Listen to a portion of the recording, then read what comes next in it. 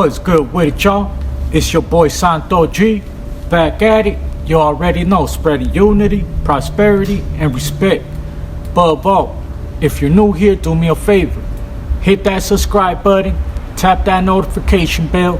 It don't cost you nothing, and it will help out this channel. So today, man, I wanted to just share my story with you guys, man, on how was it when I first got out. I wanted to share how hard it was getting a job, if it was hard, if it was easy. How was it dealing with family, having to get to know my family again, because I did 10 years. And out of those 10 years, I didn't see my family for 7 years. So it was like getting to know everybody again, you know, because people grow, people change as time goes by. So it was kind of hard because I had to get to know them again and they had to get to know me again. Let me just say, for anybody, right, if you first getting out, just take it one day at a time. And don't try so hard to please everybody, because you're not. When you first get out, there's gonna be all kinds of people that want your attention, they want your time.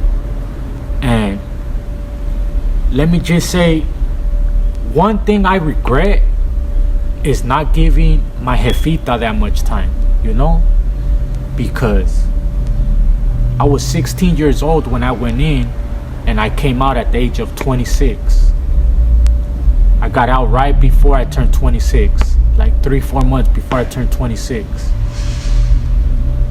So to her, she was expecting her baby to come back, you know, her baby boy. Because I am her baby boy, you know what I mean? I got an older brother, an older sister, then it's me, and then it's my little sister. So I'm the youngest boy. So I know that hurt her a lot, you know, was me not really spending time with her. And not only that, when I got out, I paroled with my wife. So I got out and pretty much jumped right into becoming a man, you know. I was staying with my wife, with my 2 kids, you know what I mean. At the time, had a 8-year-old, a 6-year-old. By the time I got out, I believe they were like 9 and 11, around there.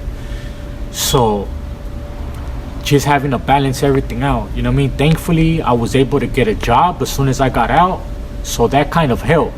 So if you're able to have a job lined up, that's a big help.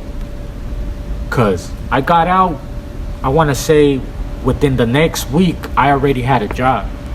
So I was doing good, going to work, coming home, going to work, coming home.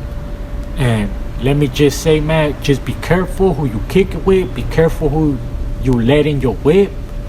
Because honestly, the first time I got out, I was doing good. And I mean good. Had my own spot with my wife.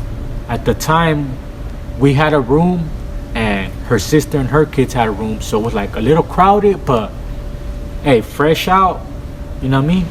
So I got the job. Not even 2 months later, I ended up catching another case. I went on a high-speed chase in Culver City. So boom, that happens. I end up going back in.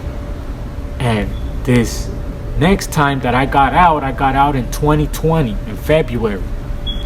And let me just say, that time, as soon as I got out, it was a little rough. The only thing that kind of helped in a way was that there was a whole pandemic going on. So because of the pandemic, I never once got my pad hit or anything like that. So it only took a year for me to discharge. So now I discharged, and I have my own spot with my wife, have my own car, she has her own car, man, and I got this channel monetized. But it wasn't easy, you know what I'm saying? Like, when I first got out from doing the 10 years, man, everything seemed so easy. Like, at first I didn't want to go out the house, but then after I got comfortable, I couldn't go home. I would only go home like 3 days out of the week. I was out running amok, you know what I mean? And then especially after I caught the case and I was out on bail fighting it, I knew I was gonna go back in. It made me turn up even more.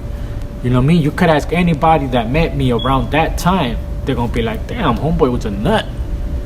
Honestly, I was a nut, like running around up and down, like homies were scared to kick it with me type shit. That's how much of a nut I was, you know? Because in my mind, right, and I'm not even trying to say that I'm the biggest, hardest person, because I'm not, man. But in my mind, I was acting like that because I knew I was going to go back. Just got out from doing 10 years, and I'm going to go back in for another 2 years, 32 months with 80%. I was like, man. Popping a lot of Xanax and just acting a fool. So this next time that I got out, the pandemic happens. Everything gets shut down. After the pandemic, I start working. You know what I mean? That's one thing. If you guys are looking for a job, download the app Indeed. INDEED. Indeed. Download the app Indeed. And people, you're on your phones every day. Fill out a couple of job applications. Every day. Fill out 2-3 job applications. I guarantee you they're going to call you back. The rest of it is up to you, man.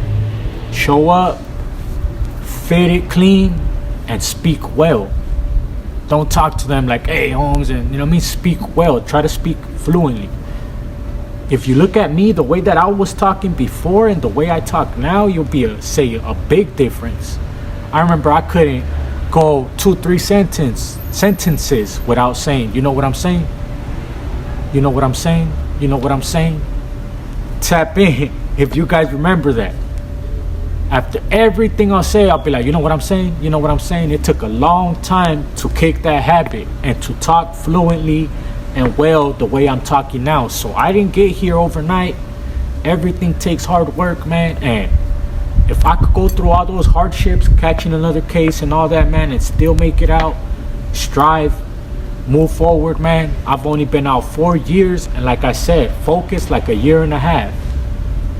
So if I could do it, you can do it, man. The sky's the limit. I appreciate you guys watching, man. Shout out Killer Kush. Shout out Frenchy Road Kennels. Shout out Cali Herbs Los Angeles, man. And shout out Hate Art Extracts. Let's get it.